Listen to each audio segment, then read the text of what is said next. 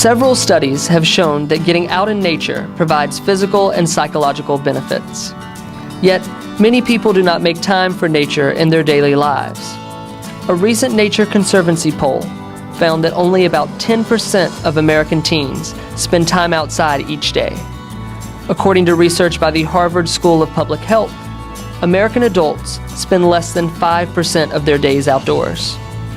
Spending just 30 minutes or more in nature during the course of a week can help you in a number of ways. Spending time outdoors has been shown to improve vision and reduce the rates of nearsightedness. Walking or hiking through nature can lead to decreases in blood pressure and the risk of heart disease. Studies have also shown spending time in nature can lead to increased memory and concentration. Just this little bit of time can reduce stress levels and improve your mental and physical well-being. It is so simple. It can mean visiting your local neighborhood park, going on a hike, or enjoying one of the 59 beautiful national parks in 27 states.